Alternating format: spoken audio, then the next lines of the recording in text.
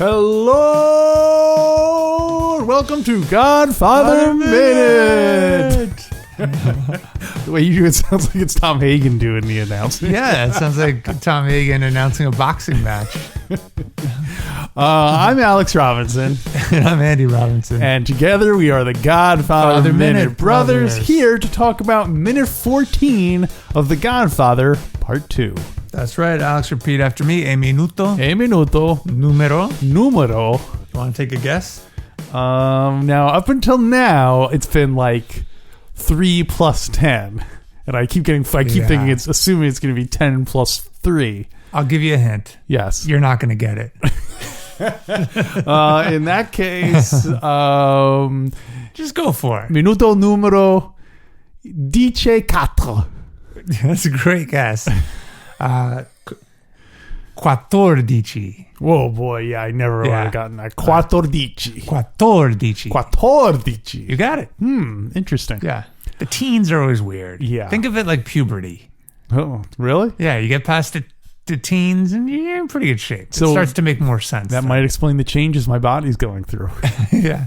Just think that when you get out of puberty, it gets a little more easy. When it's time to change, you got to rearrange. You got to rearrange. That's what Hagen was counseling all along. By the way, after you give the summary of the minute, we do have to get back to the Tom Hagen announcing the boxing match. Okay. All right. But go ahead. What are we talking about? Well, minute 14, we're at Lake Tahoe.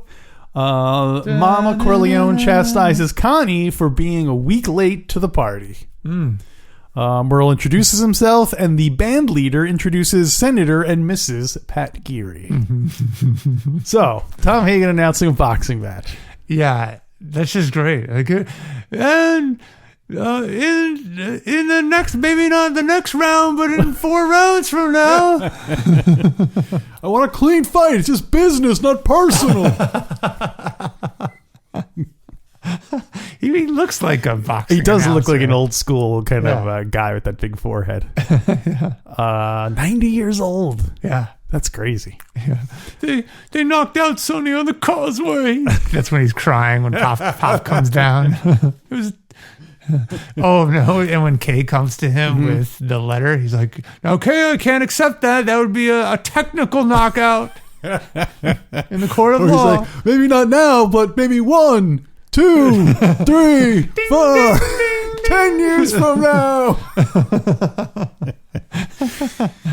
So what do you got for this minute? It's a great minute. Well, before we get to this minute, I wanted to update. Do we have a Godfather Minute update music? Oh yeah, the song is. It's funny you say that because that is what the update is about. Are you serious? I found out the name of that song. Excellent. The name of that song is called Italian Eyes. Not Italian Ice, Italian Eyes. And it is written by Signor Carmine Coppola. Who's Carmine Coppola? It's his father. Francis Ford Coppola's father wrote that music. So there you go. Tracked it down. Wow. Italian Eyes. Wow, that is great. So I think it was covered later. Is it covered later? Yeah, well, not in the movie. No, decades later. Uh-huh. Hall & Oates did that, right? Italian eyes, the mob is watching you. Hey, you've never heard the word mob or the mafioso or Casa Nostra. You've got stock in IBM, ITT, Italian. Plead the fifth. Oh, don't forget. She's got Italian eyes. Oh yeah, there you go. A lot of eyes songs. That was in Connie's Wild Years. Yeah, and there was also that Survivor song, "The Eyes of the Italians." Eye the Tiger, but Eye the Italians. Yeah. Rising up in the streets of New York. There's got to be other. It's got to be Naked Eyes. Oh yeah. Is that the name of the band or the that was song? The band. Okay. Yeah. Naked Eyes. Yes. We should work on rewriting the lyrics for that. Do a medley of Italian Eyes songs. Are there lyrics to that song? Or Carmen Coppola was a piano player, right? I don't know. You can. It's on an album called I think it might have even been the album cover looked like it was in Italian, so it might have just been like an Italian only release or something. So is that on the album Carmine Coppola Goes to the Mattresses? Because in GF1 he's the one playing the piano. Right? It's one of those like posed pictures of him like sitting on a bunch of mattresses with a piano, like one of those 50s albums. Oh yeah. Oh, so instead of the piano stool, he's sitting on a pile of mattresses. Yeah. Oh, that's funny. And of course, in the background there'd be one mattress, and Fat Clement's all passed out. It wouldn't be him. It would be because they couldn't afford him, so they had to have just a different guy. You couldn't see his face, still turned to the wall. It's a body double. A body double. It's a duplicate. Yeah. Oh, and Miss Clemenza got so mad that they used a body double. Oh, it's like, you should have been paid to be on that cover. So the band leader. So wait a minute. Yes. We didn't even get to do the We Asked, We Answered music. Well, that was from a previous question. I don't know. Did that count as a We Asked, We Answered? Because we're sitting on 2 other We Asked, We Answered, and I didn't list that one. That was one I asked last time. We said we would. Okay, there you go. Bonus. So we asked, we answered. Can't argue with that. So you want to keep rolling with these?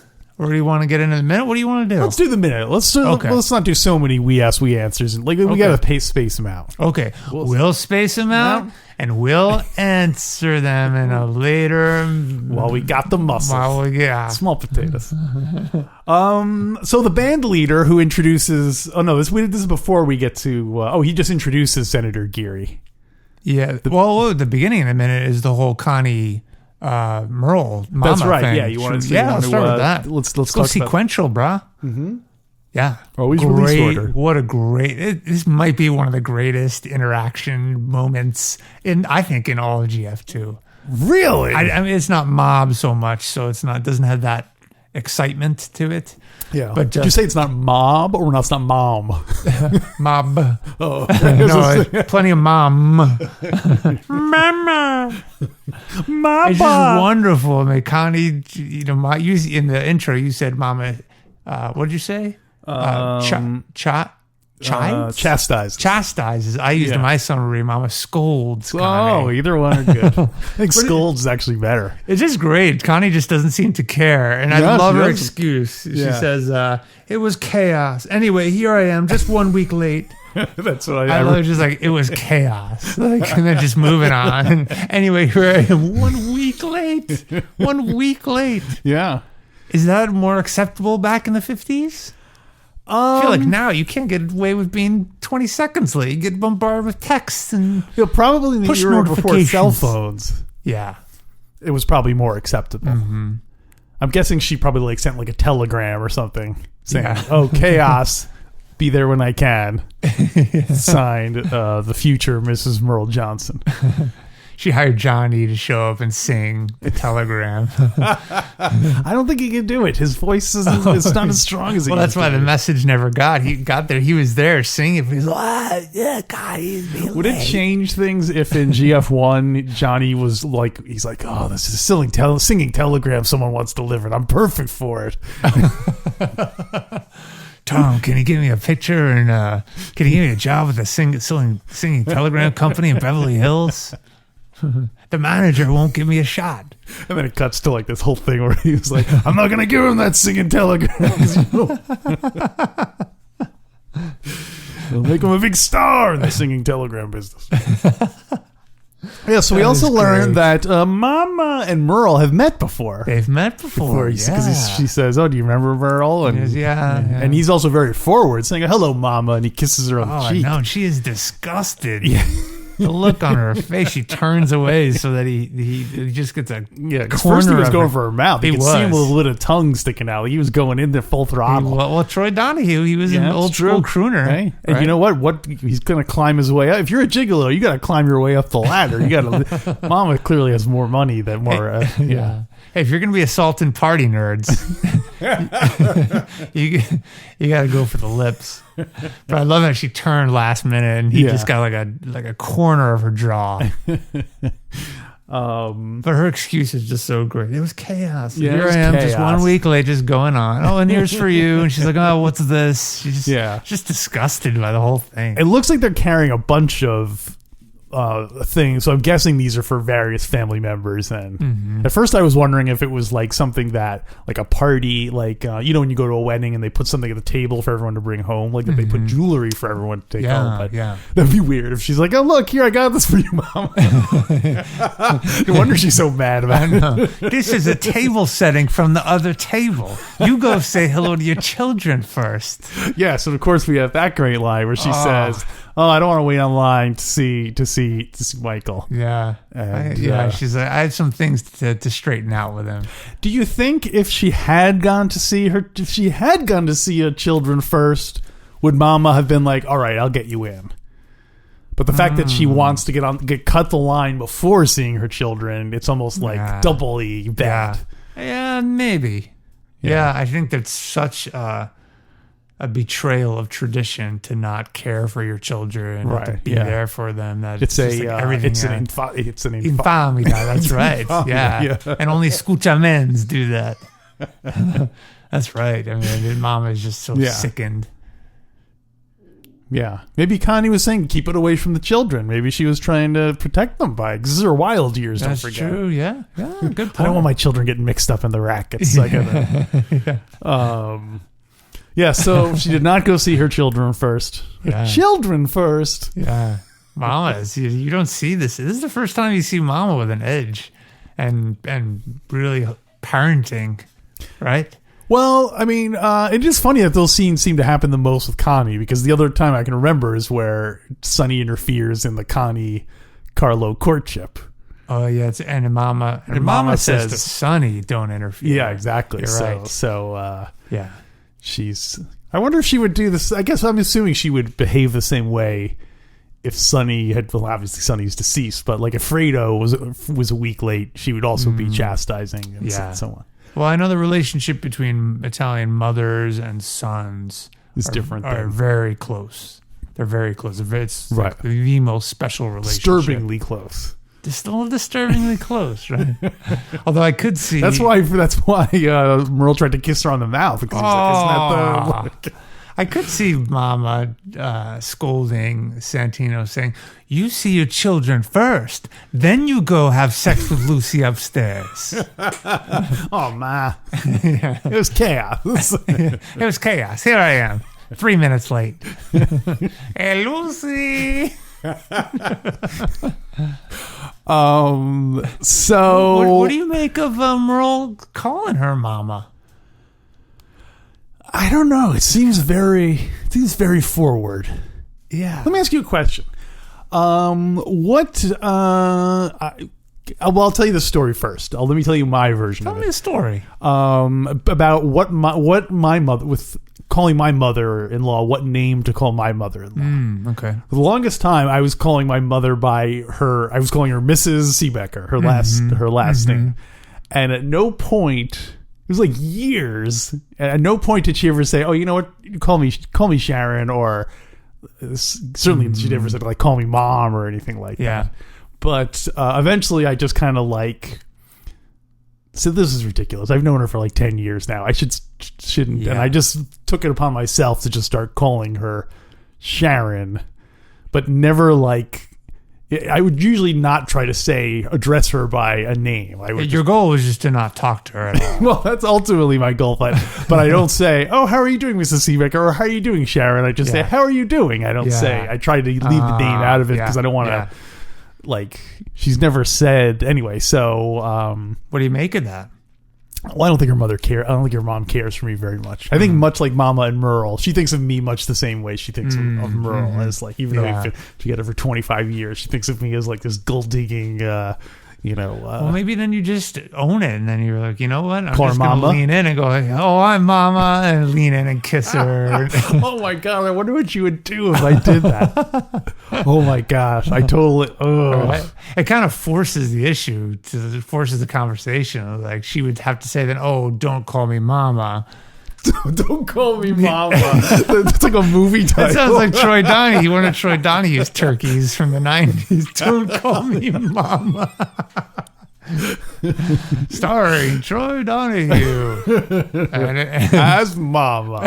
Yeah. And Johnny Fontaine. Let me know something about the real Andy. Who is the real Andy Robinson? What did you call your mother-in-law while she was still around? Do you remember? Is the real Robinson?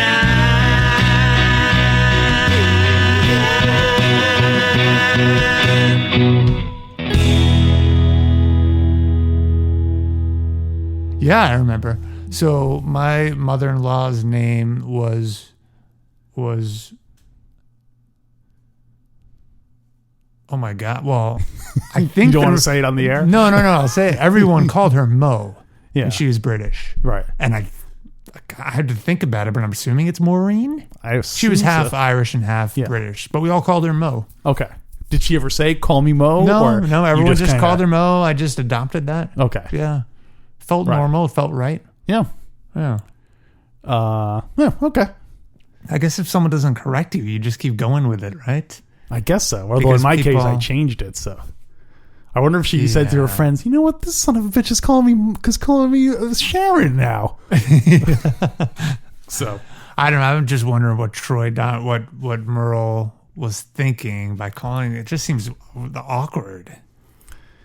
But I don't know. Maybe it was a different time and a different relationship. You know what? You said they had met before. Yeah, so maybe that was the deleted scene where they had this discussion about what they should call each other. Or do you think, did Merle make a good first impression where she just said, oh, please call me Mama? Or maybe even Connie might have even said, he might have said, oh, hello, Mrs. Corleone. And then Connie said, oh, call her Mama. Everyone calls her Mama, like that kind of a thing. So we don't know. That's the sequel to Don't Call Me Mama. Yeah. Everyone calls her Mama. Or please call me Mama. The plot is so simple to the movie, but they eked out 80 minutes of comedy. 80 minutes. And the last scene will be her saying, please call me Mama. Yeah. Directed by... Maybe he thinks her name is Mama. Maybe, oh no, do they call her Carmela in the movie? I don't think so. No one ever addresses her. She's really not in any... This is the most dialogue she has, I think. Yeah, maybe we'll... Her only other dialogue is, no, before she sings. Yeah, and also... And to Santino, don't interfere. And also where she's like, I don't understand what they're talking about when it's the baby crying. I don't understand when she gives the phone to Sonny. Yeah. Thus ensuring his death. Yeah. Well, speaking of which, Alex, yes, I have a person. Your fans want to know, who is the real Alex Robinson? Who is the real Alex Robinson?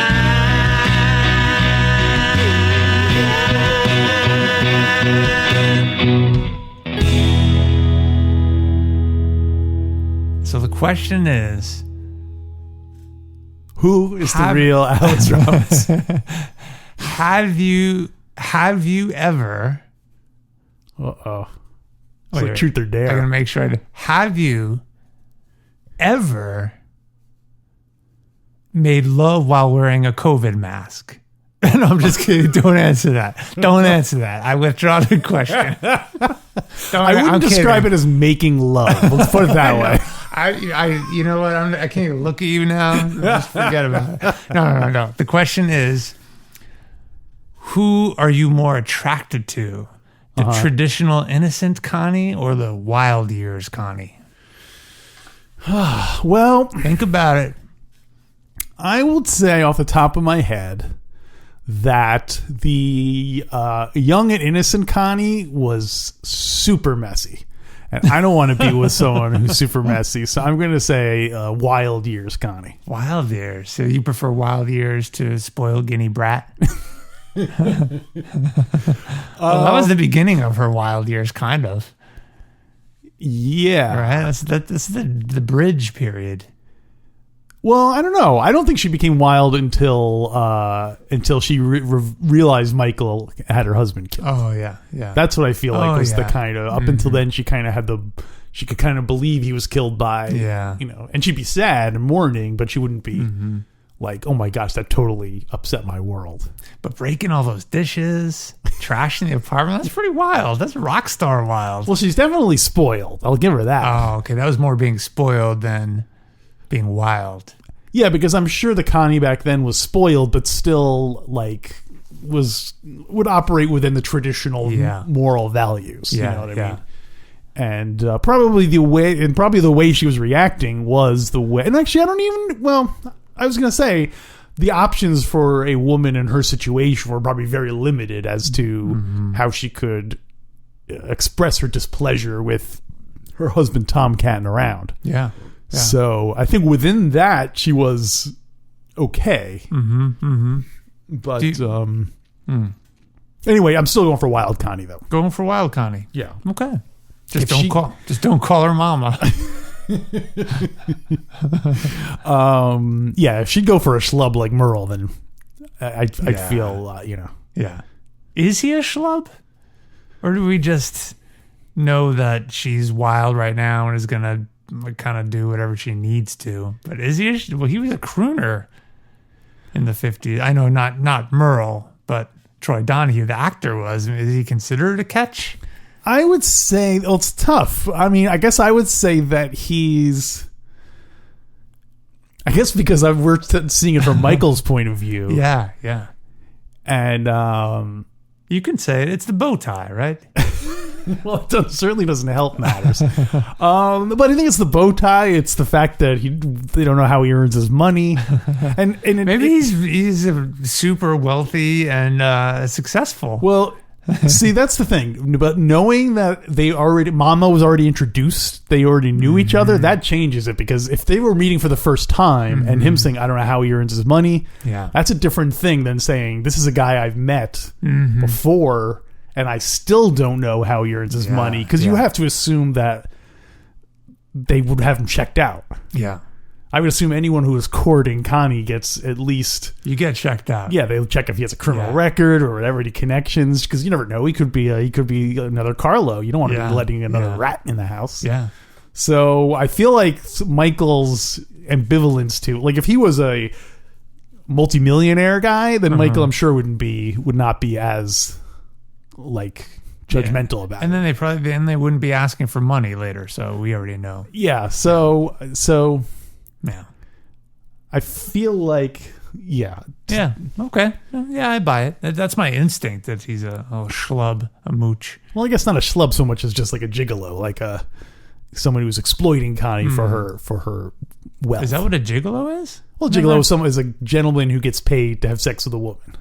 Oh, in that sense. Got it. Yeah. And I guess, unlike men who traditionally want their prostitutes to be like, okay, I'm having sex with this woman and I'm gone. Yeah. I think the stereotype, at least, is that usually gigolos are like preying on an older woman who wants companionship. Yeah. Someone to stick around and be like that kind of a thing. Gigolos, I feel like, are more in it for the long haul as opposed to your escorts who are just kind of like a one and done, or even just recurring, but it's not like you hang out with them all the time. So I think we'll probably get to know Merle a little bit better in the scene when the three of them are talking in the office. Can't wait. Yeah. That's going to be great. We should have done a countdown of that. Yeah. Let's see what else we got. So she's a week late. First time we see Connie disciplined by a parent. Oh, I want to point out something very important. Yes. I am vindicated by this minute. Whoa. For years, I'm talking decades, I've been using the expression. Well, folks, we hope you liked the first half of this episode. A lot going on, but you know what? There's just as much going on next half. What do you think, Alex? I think we're getting into the meat of the episode, the meat of this show, the meat of the show, and the meat of the movie. So people should stick around. They should go to godfatherminute.com/support And for just $1 a show, you can get twice as much content. That's right. So go there now, godfatherminute.com/support, sign up, and we'll see you on the other side. Mama! Mamma mia!